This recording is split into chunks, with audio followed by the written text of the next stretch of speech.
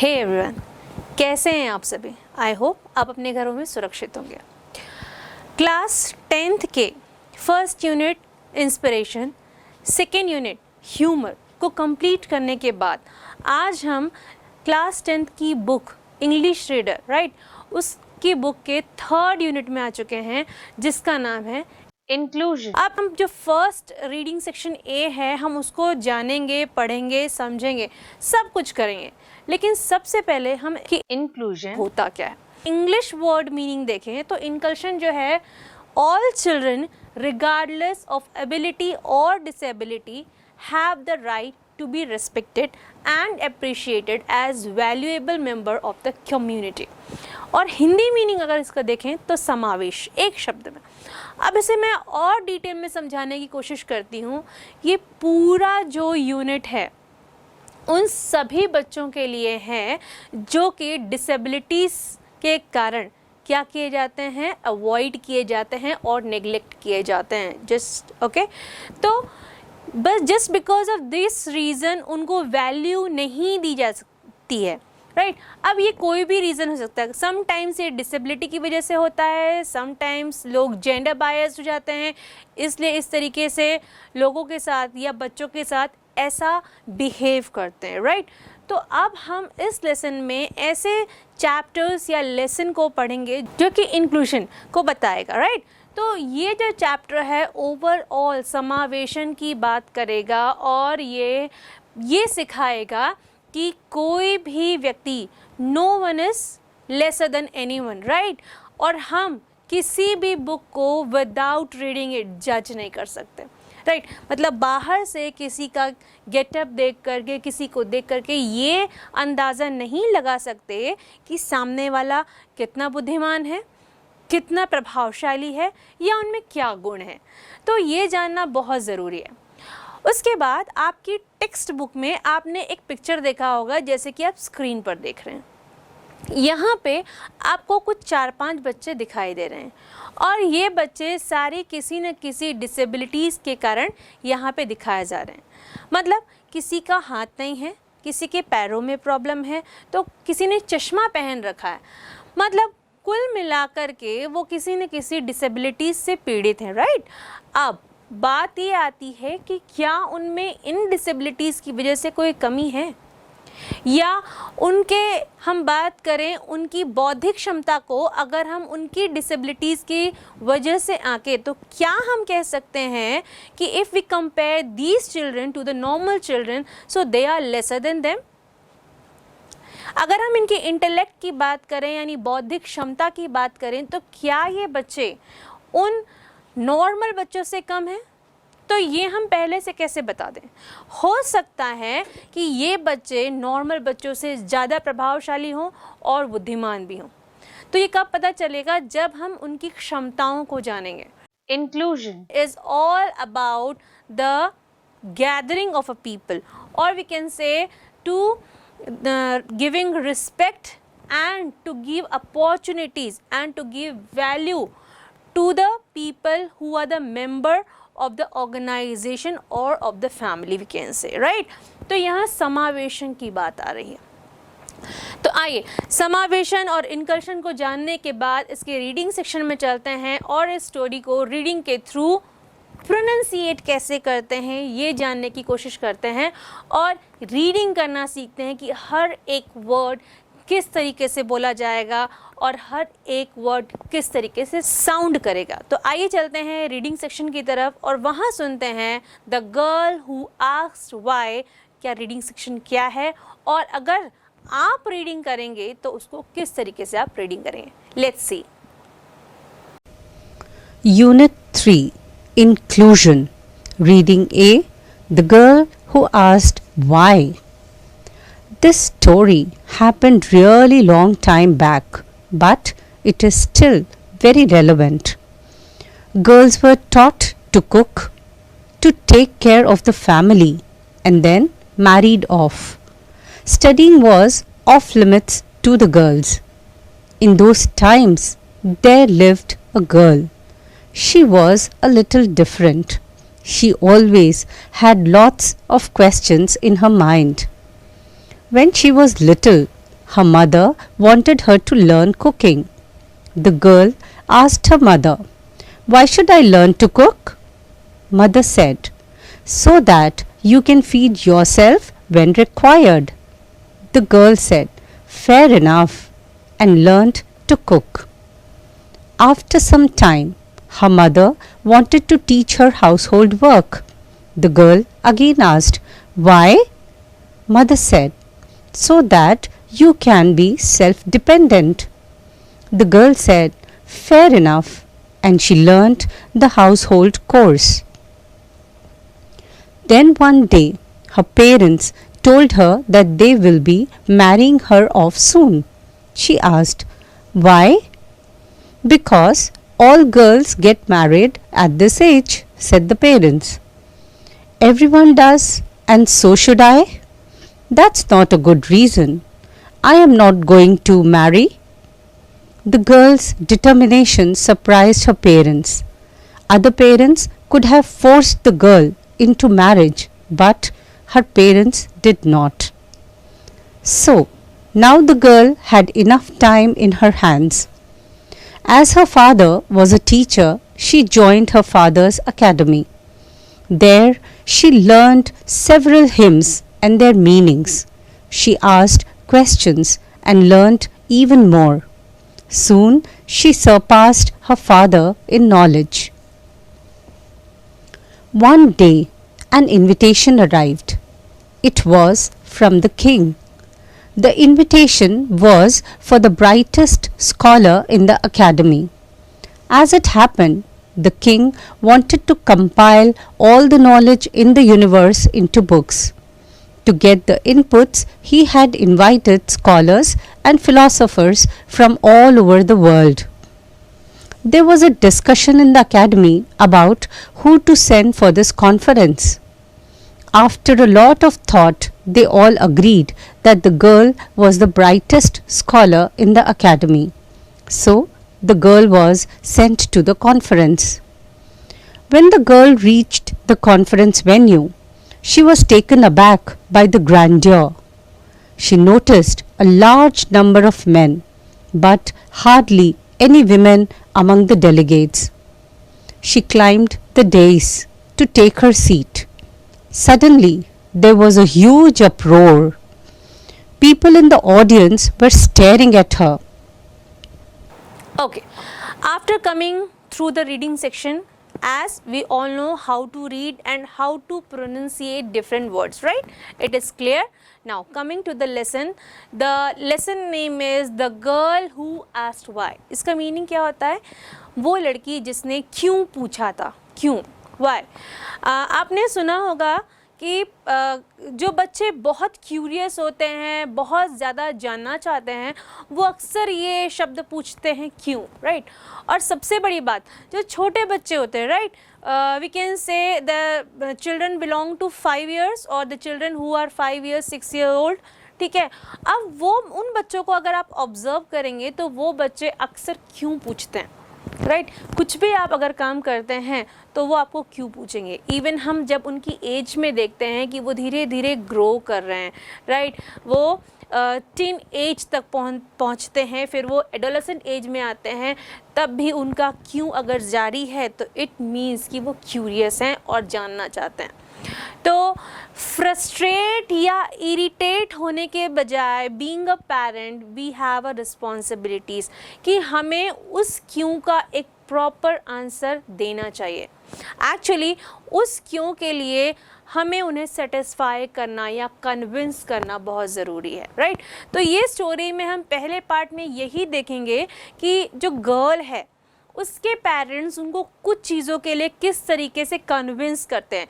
But एक topic ऐसा आता है जहां उस बच्ची को वो कन्विंस नहीं कर पाते हैं, मतलब they are not able to convince her, right. तो यहाँ पे वो बच्ची के साथ क्या फोर्सफुली वही काम कराते हैं जो वो चाहते हैं, या बच्ची को उसके नॉलेज को एक्सप्लोर करने के लिए और whatever she want to do वो करने के लिए एक मौका देते हैं. चलिए, let's go through the chapter and try to understand what does the meaning of this chapter. Okay हम चैप्टर में आगे बढ़ते हैं तो चैप्टर वहाँ से शुरू होता है कि the story happened really long time back but it is still very relevant. Relevant का मीनिंग क्या होता है? Connected with what is happening और बीइंग टॉक्ड अबाउट. मतलब हिंदी में अगर हम कहें तो प्रासंगिक कह सकते हैं. तो ये जो स्टोरी है जिसके बारे में हम चर्चा करने वाले हैं, बात करने वाले हैं, बहुत पुरानी लॉन्ग टाइम बैक की बात है, बहुत पुरानी है, but it is still very relevant. लेकिन पुरानी होने के बावजूद भी ये बहुत ही प्रासंगिक है. मतलब आज के दौर में भी हम इस स्टोरी को लेकर के आगे बढ़ सकते हैं और हो सकता है आज भी ये मुद्दे इस स्टोरी पर बेस्ड हो. Okay, girls were taught to cook, right, to take care of the family and they were married off. Studying was off limits of the girl. ये आप लोग सब जानते हैं कि there was a period or in some villages we can see or in some houses we can see right now also कि girls को एक limitation में बांध दिया जाता है कि you have been made to cook only. You don't have rights to study or to build up your career. ठीक है, तुम्हारे पास कोई ऐसी राइट नहीं है या अधिकार नहीं है कि आप जो है अपने एजुकेशन की तरफ ध्यान दें और अपने करियर की तरफ ध्यान दें. आपका जो जन्म है ना, you have taken birth just for cooking and taking care of your family. Just किसके लिए हुआ आपका बर्थ? सिर्फ और सिर्फ अपने घर परिवार को संभालने के लिए हुआ है और खाना बनाने के लिए हुआ है. सो ये पहले भी था और आज भी कहीं ना कहीं है, पूरी तरीके से तो नहीं कह सकते, but still it's existing in our society. Okay, now in those times there lived a girl, right? She was a little different. She always had lots of questions in her mind. मतलब एक बच्ची थी उस समय जब ये चीज़ें बहुत प्रचलित थी, राइट? बहुत ज़ोर शोर से इन ये चीज़ें हम कह रहे हैं, हम जिन बातों की चर्चा कर रहे हैं वो सोसाइटी में बहुत बड़ी मात्रा में थी. At that time there was a girl and she is different from the other kids, right? Other girls or other baby kids some we can say, right? तो वो क्यों सब girls से different थी? Because she always used to ask why. वो हमेशा पूछती थी, हर चीज़ के लिए उसको पूछना होता था क्यों. अगर उसको कह दिया गया बेटा you have to do this thing, तो वो बच्ची क्या करती थी? Why should I do this thing? So इसका कहना ये नहीं है कि she was not polite. Yes, she was polite, but according to her, what she is doing, she must be convinced earlier, right? अगर वो कुछ काम कर रही है या पेरेंट्स उससे कुछ काम कराना चाह रहे हैं तो पेरेंट्स को उसको कन्विंस करना पड़ेगा, सेटिस्फाई करना पड़ेगा. ओके, आगे स्टोरी में बढ़ते हैं. आगे कहता है कि when she was little, her mother wanted to learn cooking, right? The girl asked her mother, why should I learn to cook? Mother said, so that you can feed yourself required whenever required. Okay, तो यहाँ पे बात आती है कि mummy उनकी चाहती थी कि when she was a kid, तब से उनकी मदर चाहती थी कि she must learn how to cook, कैसे खाना बनाना चाहिए, right? तो यहाँ पे उस बच्ची ने पूछा कि mom why do you want that I must learn to cook, या मैं जो है I should learn to cook. तो वहाँ पे उनकी मदर कहती हैं उनको यह कन्विंस करने की या अपने आंसर के थ्रू सेटिस्फाई करने की कोशिश कर दी कि बेटा जस्ट बिकॉज ऑफ इट कि you can feed your self when ever required.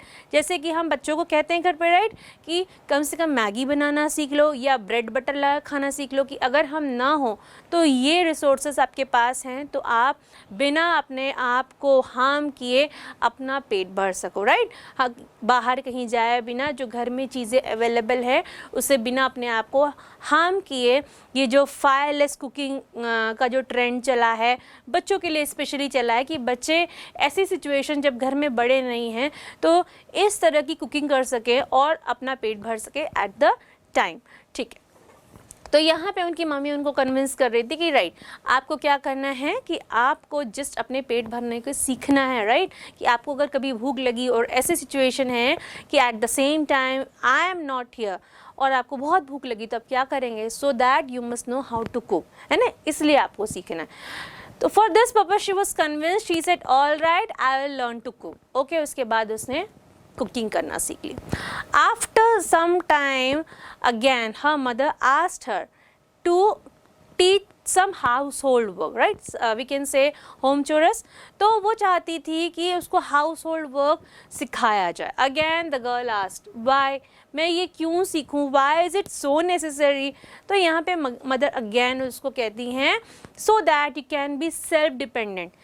तो क्या हो सकता है, तुम आगे सेल्फ डिपेंडेंट हो सकती हो. बहुत सारी सिचुएशंस आएंगी जहाँ पे तुमको ये सारी चीज़ें खुद करनी पड़ेगी.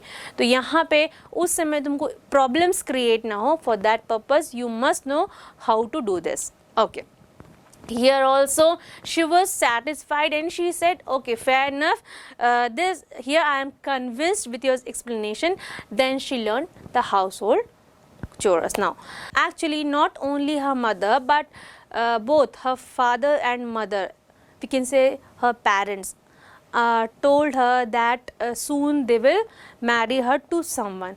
So here she was shocked and she again asked the same question that why you want to get me married so early? आप क्यों चाहते हैं कि मैं इतनी जल्दी शादी करूं? So here what was the statement parents given? They said because all girls get married at this age. वो उनका कहना ये था कि क्योंकि इस एज में सभी लड़कियां शादी कर लेती हैं. So do you think is this the convincing point? Yes, being a girl, आप भी इतनी कम उम्र में शादी करने के लिए तैयार नहीं होंगे. So at that time the girl think the same thing and what she said, उसने कहा everyone does, so is it necessary that I should do the same? सभी वही करते हैं तो ये क्या ज़रूरी है कि मैं भी वही चीज़ करूं? So that's not a good reason. उसने अपने पेरेंट्स को कहा कि I am not satisfied by your reason and I am not convinced, right? So and she said that and she told them कि I am not going to marry at all. मैं अभी शादी नहीं करने वाली, आप लोग प्लीज़ मेरी बात मान जाइए. तो here came the thinking of the parents and how they tackle their girl. Okay, so by looking the determination of the girl toward the studies, toward gaining her knowledge, her parents decided not to force the girl into marriage. And but her parents, what they did, they help her so that she can learn more, she can gain more knowledge and she can do whatever she want to do. तो यहाँ बात ये हुई कि उसके parents ready हो गए कि बच्ची अगर चाह रही है कि इतनी जल्दी ना शादी करे तो ठीक है. If she want to learn, अगर वो पढ़ाई करना चाहती, if she want to gain some knowledge, अगर वो किसी तरीके का ज्ञान अर्जित करना चाहती है, then what is the problem in it? क्या प्रॉब्लम है इसमें? And because she is not convinced with this reason कि all girls are married, just because of that she should marry.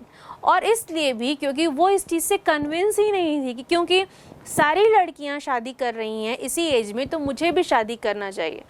सो उनके पेरेंट्स ने सोचा कि we must not force the girl, हमें बच्ची को या गर्ल को फोर्स नहीं करना चाहिए. ये करने से ज़्यादा सही रहेगा कि we must ask her to do what she want to do. हमें उसको एक स्कोप देना चाहिए, एक स्पेस देना चाहिए so that she can do what she want to do. तो वो क्या कर सकती है कि उसे अगर पढ़ाई करनी है, नॉलेज गेन करना है, whatever उसने सोचा है अपने लिए वो कर सकती. इतना समय हम उसको दे सकते हैं. तो चलिए आगे देखते हैं कि इस लेसन में आगे क्या होता है. ओके, अब क्या हुआ? So now the girl had enough time in her hands, उसके पास बहुत सारा समय था. और as her father was a teacher, she joined her father's academy. तो उसने क्या किया, उनके पिता जो थे खुद एक टीचर थे, तो उन्होंने अपने पिता की ही एकेडमी में, या स्कूल हम कह सकते हैं, उनमें ज्वाइन कर लिया. And then There she learned several hymns and their meaning. और hymns का मीनिंग क्या होता है? hymns का मीनिंग होता है हम किस तरीके से प्रेयर्स के लिए जो चैंट्स करते हैं या श्लोक बोलते हैं या प्रेयर करते हैं इन फ्रंट ऑफ गॉड, उसे हम hymns कहते हैं, राइट? तो वहाँ पे उन्होंने, शायद उस समय गुरुकुल शिक्षा पद्धति हुआ करती थी, तब की ये स्टोरी के बारे में चर्चा है या दिया गया है, इसलिए वहाँ हिम्स की बात की गई. तो there she learn several hymns and their meaning, और उसके अर्थ को भी समझा. She asked question and learn even मोर.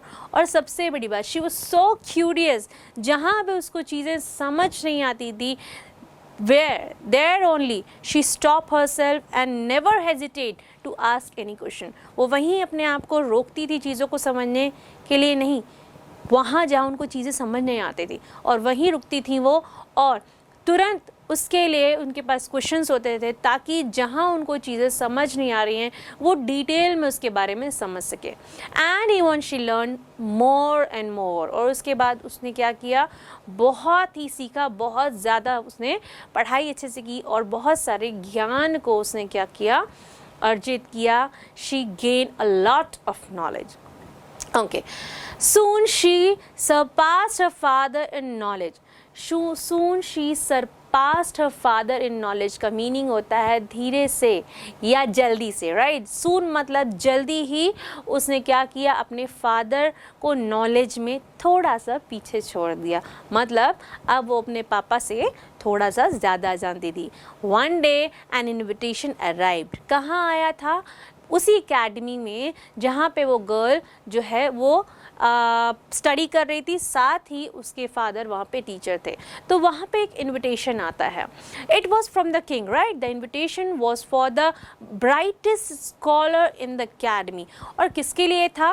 कि उस एकेडमी के सबसे ब्राइटेस्ट स्कॉलर के लिए इनविटेशन था, right?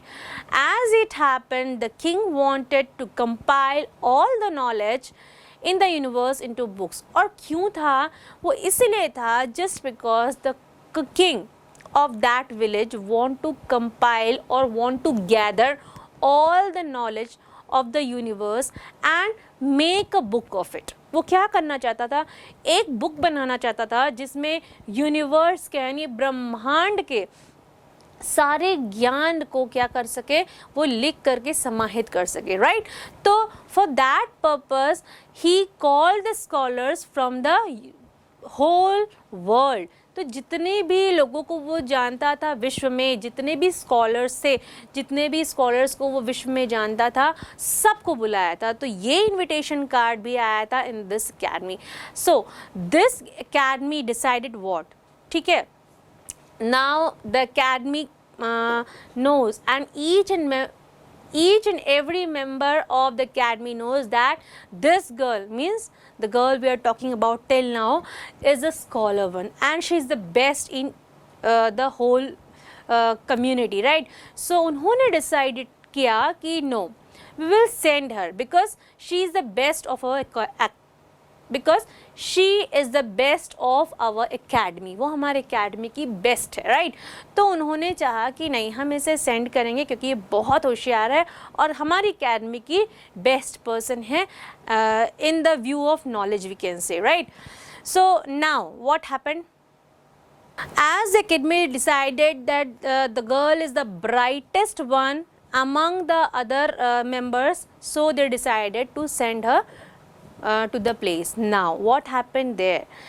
There when she reached at the conference, right, there she met a kind of people who are biased toward gender, right? तो वहाँ पे उन्होंने ऐसे लोगों से उनका मेल हुआ जो कि जेंडर बायस थे. मतलब उनके हिसाब से जो इंटेलेक्ट है, मतलब जो बौद्धिक क्षमता की अगर हम बात करें, वो ज़्यादा किस में होता है? मेल में होता है अगर कंपेयर करें फीमेल से. उनका ये सोचना था. So when the girl reach the conference venue she was taken aback by the grandeur. She noticed a large number of men but hardly any women among the delegates.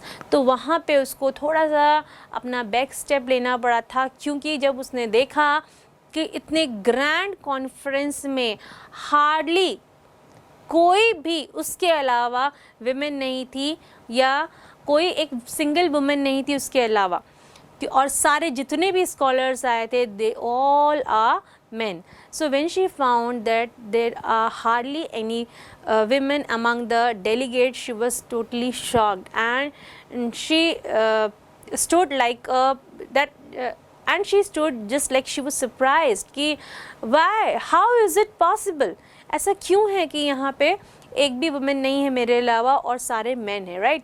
She climb the dais to take a seat, और वो क्या करना चाहती है, वो stage पर चढ़ने के लिए जिस तरीके से चढ़ती है ताकि वो अपनी सीट पर बैठ सके. There were huge uproar, people in the audience were staring at her. तो यहाँ पे जब वो नोटिस करती हैं कि जैसे ही वो डायस पर या स्टेज पर चढ़ने जाती हैं अपने सीट को लेने के लिए, तो वहाँ पे ऑडियंस से बहुत बड़ा शोर आता है, एक हूटिंग जैसा सीन क्रिएट होता है. एंड द ऑडियंस जो है they were staring at her, वो उसे गुस्से से घूर रही होती है कि how a girl is possible to sit in the place और अमंग द स्कॉलर्स. ठीक है, क्योंकि according to them only men can be scholar, women are not able to have such kind of intellect, so they can be counted as a scholar. तो यहाँ पे उनका problem ये था कि विमेन तो हो ही नहीं सकती स्कॉलर, वो तो बुद्धिमान हो ही नहीं सकती, उनके पास इतनी बौद्धिक क्षमता हो ही नहीं सकती, सबका यही मानना था. ओके, आगे देखते हैं. A woman who thinks she can sit on the scholars panel.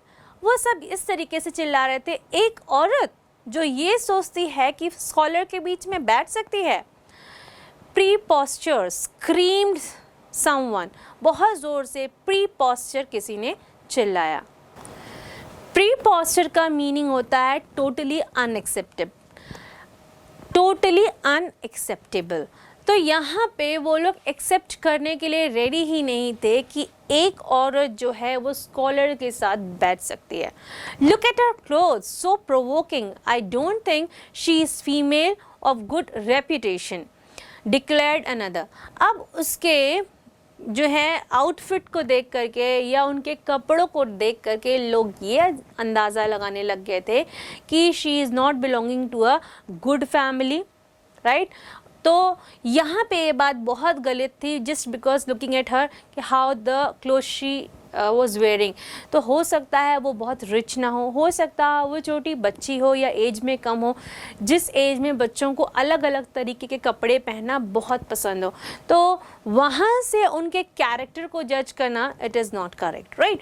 तो वहाँ पे लोग इसी तरह के एजम्पशंस लगा रहे थे, and they were continuously saying that stop her, it's a sin against God. ये गॉड के लिए पाप जैसा काम है कि एक लड़की जो कि रेप्यूटेड फैमिली को बिलोंग नहीं करती, still he is at the dais and she is going to sit on the seat, right.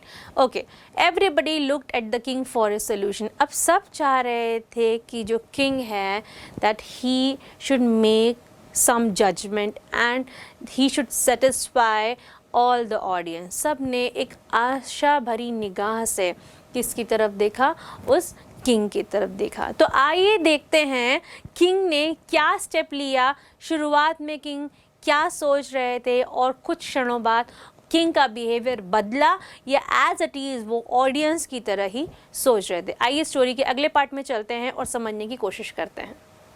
Now here the king pondered for a moment, means king thought for a moment. वो थोड़ी देर के लिए सोचने लगा.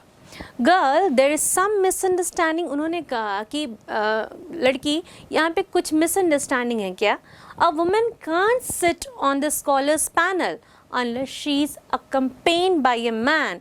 वो कहना चाह रहे थे कि एक लड़की जो है वो इस स्कॉलर के पैनल में या स्कॉलर पैनल एक वर्ड है, स्कॉलर के पैनल में मतलब ग्रुप ऑफ मेंबर्स हम कह सकते हैं, राइट. तो स्कॉलर्स के पैनल में नहीं बैठ सकती जब तक she is accompanied by a man, जब तक उसके साथ कोई पुरुष ना हो, राइट. तो वहाँ पे वो बहुत पोलाइटली कहती है, pardon me sir, your grace, but I was invited to join the discussion, said the girl. वो कहती, बड़े ही पोलाइटली कहती है कि लॉर्ड या किंग को हम इस तरीके से ग्रीट करते हैं या कहते हैं योर ग्रेस कहते हैं, तो उन्होंने कहा कि माय लॉर्ड या योर ग्रेस पार्डन मी, मुझे माफ़ करिएगा sir, but I was invited, मुझे इन्वाइट किया गया था टू जॉइन दिस डिस्कशन। लड़की ने कहा okay, I don't remember inviting you, said the king. King says कि मुझे नहीं लगता and I am not able to remember कि how could I how it is possible that I invited you. Okay, you sent an invitation card, the girl said. Okay, you send an invitation card. The brightest scholar of the academy is invited for this purpose in this place. Okay, वो कहती हैं आपने जो invitation card भेजा था वो कहते थे या वो कह रहा था या इन्विटेशन कार्ड में लिखा था कि किसी एकेडमी के या इस एकेडमी के जो सबसे ब्राइटेस्ट स्टूडेंट हैं उसको यहाँ पर पार्टिसिपेट करना है या आना है. Okay, I am the brightest of my academy, मैं अपनी एकेडमी की सबसे ब्राइटेस्ट स्टूडेंट हूँ. On the invitation there was nothing about only male scholars being allowed, answer the girl. लड़की जो थी बहुत ही ज़्यादा स्मार्ट थी, उन्होंने बहुत ही अच्छे शब्दों में अपनी बातों को रखा. शी सेज दैट कि इनविटेशन में कहीं ऐसा नहीं लिखा था. उन्होंने कहा कि I am really very sorry, मैंने इनविटेशन कार्ड में ये कहीं नहीं देखा, right, I had not seen, right, कि कहीं भी मेंशन किया गया हो कि only male scholars being allowed, कि केवल मेल स्कॉलर ही अलाउड है. Okay, the king gave a little chuckle. इस पर जो किंग है ही स्माइल स्लाइटली और ही लाफ स्लाइटली, वो धीरे से मुस्कराए. Okay, you have made a good point, I have no objection, said the king. King कहते हैं आप इतनी अच्छे तरीके से इन बातों को कह रही हैं और आपका जो तर्क है बिल्कुल तर्क संगत है, तो मुझे कोई प्रॉब्लम नहीं है. आई हैव नो ऑब्जेक्शन कि अगर आप इस स्कॉलर के साथ अगर किसी तरीके के अगर इन स्कॉलर्स के साथ आप यहाँ पे तर्क करती हैं या डिबेट करती हैं. तो यहाँ पर क्या होता है, यहाँ पे एक वुमेन है जो कि ऑडियंस में से मर्मर करती है यानी बुदबुदाती है, राइट, धीरे से फुसफुसा के कहती है, but I don't think a woman can join the discussion. वो कहती है कि मुझे नहीं लगता कि एक औरत जो है इस तरह के डिस्कशन को ज्वाइन कर सकती है. तभी जो लड़की है फिर से पूछती है, why are you thinking so, आप ऐसा क्यों सोचती हैं. तब उन्होंने आंसर किया, उस महिला ने या दैट लेडी आंसर्ड कि you will not feel comfortable around so many men, right, sitting among so many men, it will uncomfortable you, कि इतने सारे पुरुषों के साथ अगर तुम बैठोगी तो तुमको uncomfortable feel होगा. At that point the girl says, I have no problem, my focus is on my work, not in men.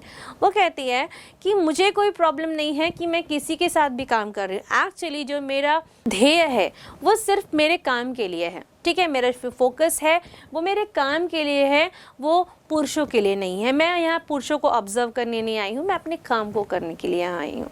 Okay, आगे देखते हैं कि स्टोरी में क्या है और किस तरीके की बातें हैं. ओके, अब क्या होता है, वहाँ पे एक एल्डरली लेडी होती हैं. शी आंसर्ड कि शी सेड, वो कहती हैं कि you don't have to do this, तुम्हें ये सब करने की ज़रूरत नहीं है. You are not bad looking, तुम इतनी बुरी पे नहीं दिखती. You can marry some wealthy gentleman, तुम बहुत ही रिच पर्सन से शादी कर सकती हो. तो अगेन जिस चीज़ को उन्होंने उस लड़की ने अपने पेरेंट्स को नहीं कहा था, वो सेम चीज़ यहाँ पे उस एल्डरली वुमेन ने इनके सामने रखी. तो यहाँ पे the girl did not think to answer this elderly woman. उसने सीधा सीधा उस elderly woman को ignore कर दिया, right?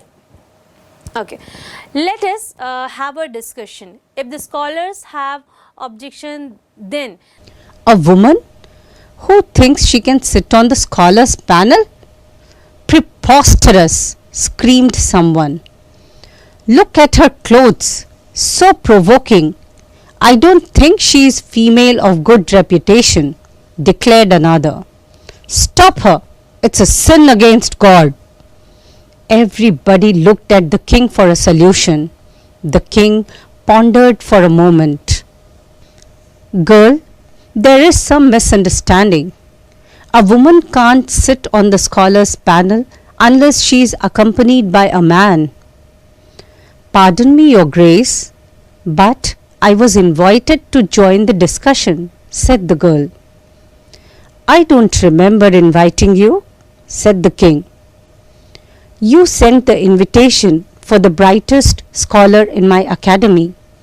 I am the brightest in my academy. On the invitation, there was nothing about only male scholars being allowed, answered the girl. The king gave a little chuckle. You have made a good point. I have no objection, said the king. But I don't think a woman can join the discussion, murmured one of the women in the audience. Why? Asked the girl. You will not feel comfortable around so many men, answered another woman. I have no problem. My focus is on my work, not men. You don't have to do this. You are not bad looking. You can marry some wealthy gentleman, advised one elderly. The girl ignored him. Let us have a discussion. If the scholars have objections, they can debate with her. If she wins, she can join the panel, said the king. Several liked the solution. They were sure that the girl will be humiliated by the scholars. The scholars on the dais discussed among themselves and selected an elderly scholar as their representative. So, by joining the discussion, what you want to prove? That women are better than men? Asked the elderly scholar. No, sir, I don't want to prove anything. I am here to join the discussion, to quench my thirst for knowledge, like all of you, said the girl fearlessly. But greater knowledge is not for women, said the elderly scholar. I beg your pardon, sir, but why? Asked the girl. Because female intellect is weaker than men, said the elderly scholar. Says who, sir? It is written in the hymns. May I ask who wrote those hymns? Asked the girl. The hymns were written by our forefathers, said the elderly scholar. By forefathers you mean our male ancestors? Asked the girl again. Yes, of course, by our male ancestors, said the elderly scholar. How did our forefathers know that women have a weaker intellect? They noticed, said the elderly scholar, irritated. But how, my lord? Give me an example. How did they notice? Asked the girl again. I don't remember, said the elderly scholar. Doesn't matter. Why don't any of you scholars ask me questions to prove my weaker intellect? Many scholars thought of asking her questions, but feared, seeing her immense confidence. You ask too many questions, girl, shouted the elderly scholar. He was furious. The atmosphere was tense. Sir, answer her. Why is a female's intellect weaker than a male's? Said the king. I need to study, Your Grace, to come up with an example, said the elderly scholar. Then I can't stop her from joining the scholars' panel. She has come here on her own merit. I will allow her to sit on the panel until you come up with a convincing example, said the king. People were still doubtful about the girl's worthiness, but as the discussion progressed, all doubts vanished. Days passed. The girl took part in several discussions, asked many questions, and answered many others. Other scholars were astonished by her brilliance. When the final draft of the book was compiled, many hymns which were composed by the girl were included. Nobody knows for sure what happened to the girl thereafter. Some say she constructed a book of her own hymns. Some say she opened an academy for the girls. Different people, different stories. But everybody agrees that the girl who asked why became the first female scholar.